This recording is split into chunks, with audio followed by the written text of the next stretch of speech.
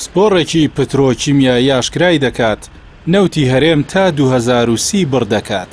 ئەمەش لە ئەنجامی تێکەڵبوونی ئاو بە کێڵگە نەوتیەکان بەهۆی ئەو فشارەی کۆمپانیاکان لە بیرە نەوتەکانی دەکەن. لە ئەنجامی ئەوەی کە پێشتر داتایەکی زۆر خەیاڵیان بەو کۆمپانیان نەوتووە. بۆ نمونە ئەیان دێدەگی هەرێمی کوردستان دێدەگی نەوتی هەرێمی کوردستان نزیکی 45 ملیار بەرمیل نەوتە.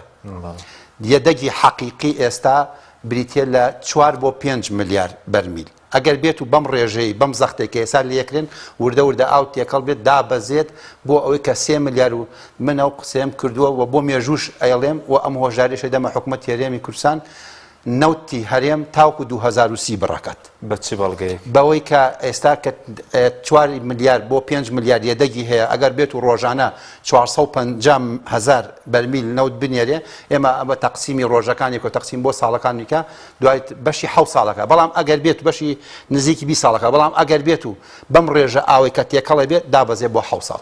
لەبەرەوەی ئێمە ئەگەر سەیری شیواشۆک بکەین لە 2006ەوە کە نەوتی تیا بەرهەمە هێنرێ پێشتر نزیکی 140,000 بەرمیل لە ڕۆژێکا بەرهەمێنانێ بوو. ئێستا دابەزیوە بۆ نزیکی 4,000 و نەوتی هەرێمیش ئەو نەوتە باشە نییە کە ئێمە بتوانین پشتی پێ بەسیم بەڕاستی لە ڕووی کوالیتیەوە. هەندێک ناوچەمان هەیە وەکو شێخان وەکو بنەبایە و ئەو کوردەمیر و ئەو نەوتی ئەو ناوچانە کە بە نزیکەیی ئایپیایەکەی دەیە کاتانە نەوتێکی قورسە گۆگردی زۆرتیایە.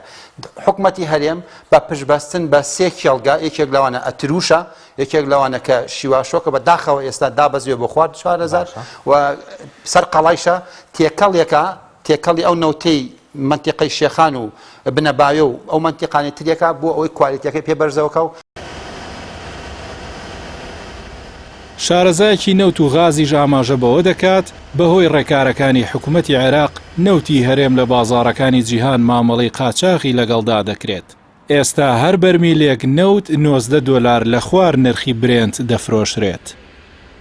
لە سەرەتای مانگی نوە کۆتایی لە سەرەتای مانگی نۆوە حکوومەت هەرێمی کوردستان کۆمپانیا نەوتەکانی ئاگادار کردوتەوە عەقدی فرۆشتنەکەی هەموار کردوتەوە بەوەی کە پێوەری برێنت بەکار نامێنێ پێوەری KTB بەکارێنە کە برێندی کوردستانە.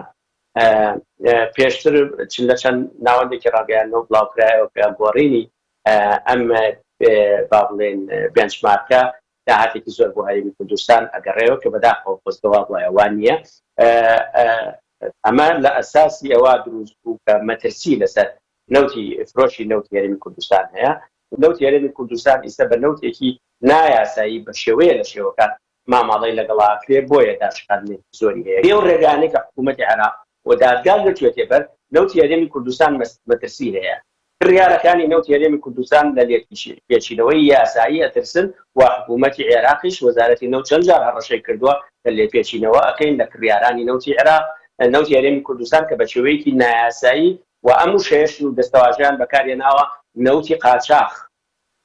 لەبەر ئەوە داشکانەکە زۆرە. داشکانەکە ئیستا لە $7 بۆ $10 هاتۆ بۆ $7 بۆ $90. $10 زۆرە بۆ هەر بەرمیلێک نەوت لە کۆی فرۆشەکە دەستکەوێت.